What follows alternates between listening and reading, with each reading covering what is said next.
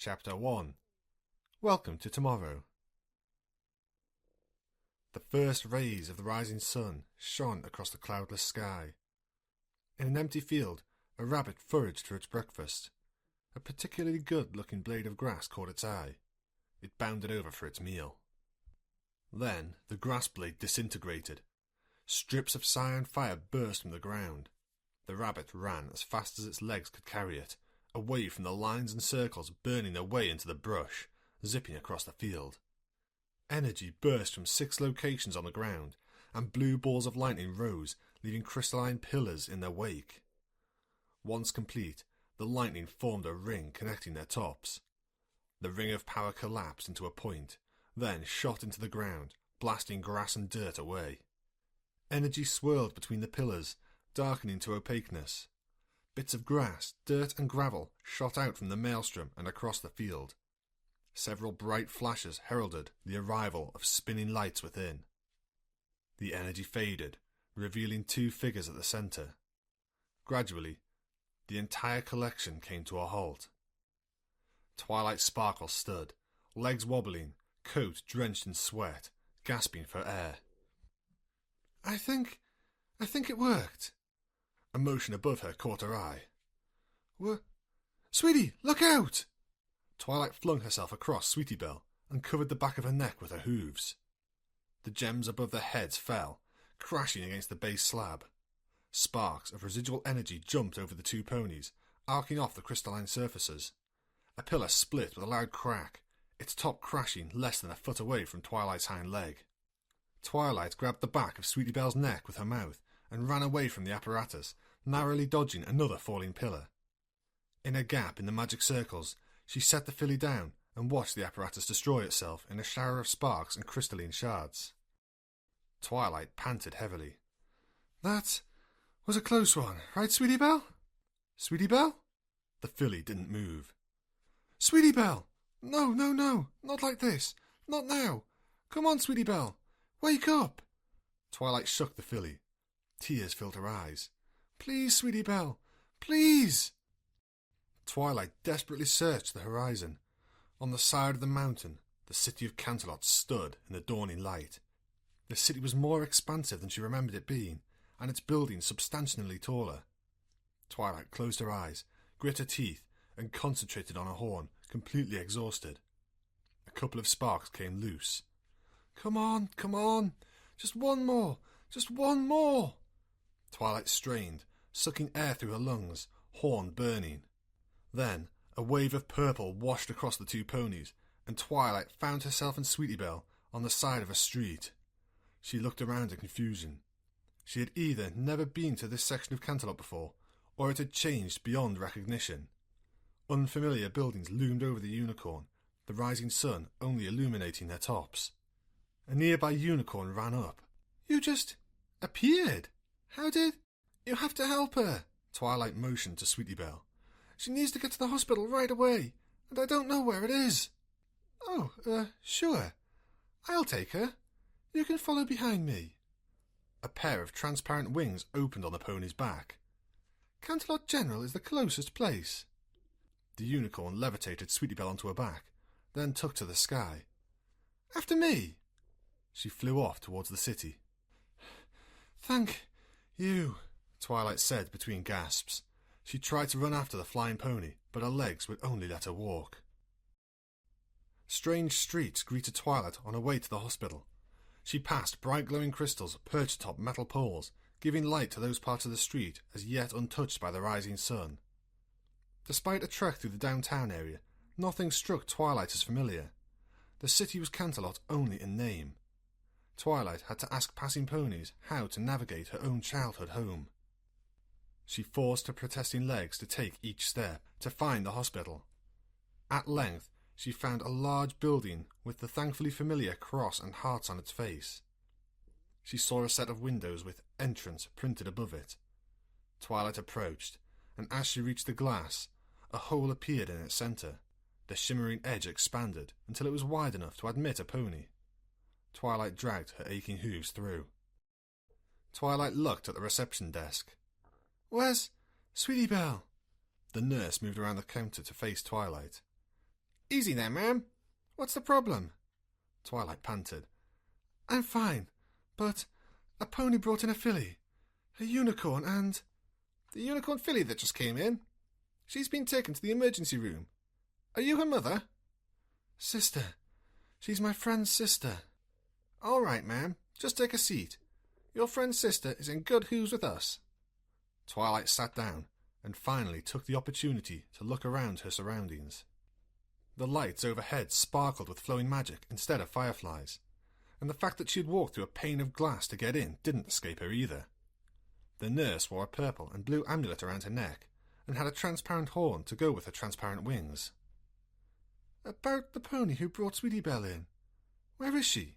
I want to thank her properly for saving Sweetie's life. She left as soon as she dropped the patient off. Said she was missing an important meeting. But can you give us some information about Sweetie Belle? What happened before she passed out? Twilight scratched her chin. About, well, let's say 2 months ago, Sweetie Belle was diagnosed with congenital heart valve defect. We're from, very far away, and we had no way of healing her, and I, figured that Canterlot might have some way. It took us, a while to get here, and Sweetie didn't have long to live, so I'm really hoping that Canterlot General can heal her. Twilight grinned. While Twilight talked, the nurse's phantom horn levitated a clipboard and pen. She raised an eyebrow at Twilight's story. All right, I'll get this information to the doctor, Miss Twilight Sparkle, and thank you so much. You have no idea how much this means to me. The nurse smiled. We get that a lot, Miss Sparkle. Waiting. Waiting was the hardest part. The uncertainty of whether Sweetie Belle lived or died. Twilight knew she should logically be analysing her surroundings and work out exactly how this future was, or think of how to start repairs on the temporal apparatus, but she could only think of Sweetie Belle. No news is good news, she whispered to herself. No news is good news. A mare poked her head out of the door to the hospital's interior. Twilight Sparkle? Twilight jumped to her hooves. Yes, how is Sweetie Belle? Is she all right? Can I see her? Come right this way. The Pegasus led Twilight through the halls. Twilight couldn't help but sneak a peek inside the room she passed. Most of the interiors were obscured by partially open doors and drawn curtains. What she did see defied comprehension. She got glimpses of odd shapes and strange magical glows. Sweetie Belle is in critical condition, but we've managed to stabilise her. I'm Dr. Sunshine, by the way. Dr. Sunshine nodded at the unicorn. Twilight Sparkle, it's a pleasure to meet you. The pair reached a small room with a very tall ceiling. The Pegasus looked up and opened her wings before glancing at Twilight's wingless back. An awkward look flashed across her face before she smiled and lit up a transparent horn. A wheel on the other side of the room magically spun, and the floor lifted, sending the ponies several stories up. They entered one of the hospital's rooms. In the middle, Sweetie Belle lay on a bed, on her side and completely limp. A tube ran from some machine on the wall and down her throat, the filly's tongue hanging out to the side of her mouth. Floating around were several gems wrapped in twinkling gold wire. Each had a thin blue beam leading from it to some part of Sweetie Belle's head or torso. A few of the gems were green, but most of them showed yellow. The wall behind her sported a slowly moving rainbow of colours. Twilight walked to the filly's side. Oh, Sweetie Belle. Dr. Shine shook her head. In her present condition, I doubt Sweetie Belle will last another 48 hours. Twilight looked into the Pegasus's eyes. But you can heal her, right? This whole trip wasn't for nothing, right? We need to replace her aortic heart valve as soon as possible. We'll remove the defective valve and place one of these in its place. The doctor levitated a small circular valve to Twilight, who took it in her own magical grasp. Twilight peered through the tiny device. It was small enough to fit up her nose if she tried hard enough. The flaps within were very finely crafted and moved easily with her magic. This is going into her heart? That is just a model, but yes. Alternatively, we could place one made out of spare tissue inside, but they need replacing every decade or so, and Sweetie Belle is much too young to have to put up with those surgeries for her whole life. Personally, I strongly recommend the mechanical valve. Twilight still stared through the tiny artificial valve. Yes. I can't see her being able to come back here very often. There is one problem. The Pegasus levitated a clipboard in front of her. Since Sweetie Belle is a minor, I am legally required to obtain parental consent to perform this operation. You said you were just a friend of hers? Twilight's face dropped. She fell to her haunches. Oh no, I can't go back for that. Not in 48 hours. It'll take too long. She dropped entirely onto the floor and grabbed the doctor's coat. I don't have the time to do it. Please, you have to save her. There has to be something I can do, anything. The doctor scratched her chin. There's no record of either of you in our files, so I think, yes. Well, the receptionists do tend to make errors from time to time. She nodded at the unicorn. We'll get your daughter prepped for her operation right away. Tears ran down Twilight's face. Thank you. Thank you so much. I'm just doing my job, she smiled. Let's get you back in the waiting room so we can start on Sweetie Belle. I have some reading material concerning what to expect out of the heart surgery too. The Pegasus levitated a small collection of pamphlets over to the unicorn. Twilight tried to sniffle away her tears. Of course, yes. I'll get to reading these right away. I could use something to read. Twilight made her way back to the waiting room, ready for some quality reading time, choosing to teleport down the shaft rather than try to figure out how to operate it. She had spent the last night testing the apparatus. She had spent every ounce of energy running it. She spent even more in the panic to get Sweetie Belle to the hospital, and she was momentarily relieved that everything was going to be all right. Twilight's eyes closed, and the unicorn fell fast asleep. Miss Sparkle? Twilight rolled over and mumbled something unintelligible. Twilight Sparkle? Twilight popped her front end up. I'm sorry, I must have dozed off. What is it? She asked, opening her eyes. Dr. Shine replied, We have a pony who wants to see you. She led Twilight through the corridors, up the shaft again, and into the hospital room, where Twilight found two bright green eyes looking back at her. Sweetie Belle! Twilight! Sweetie Belle sat up on a bed, a constellation of green gems around her. A patch of hair on her chest had been shaved, framing a line of stitches, and she was smiling. Sweetie Belle was smiling. Twilight ran to Sweetie Belle and swept her up in a hug. Easy there, Miss Sparkle, the doctor said. She still needs to recover.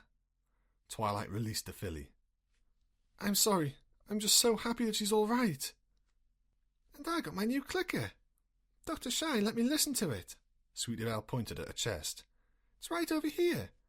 Listen to it go. Twilight pressed her ear to the filly's chest. Within, she could indeed hear a faint clicking with every beat of Sweetie Belle's heart.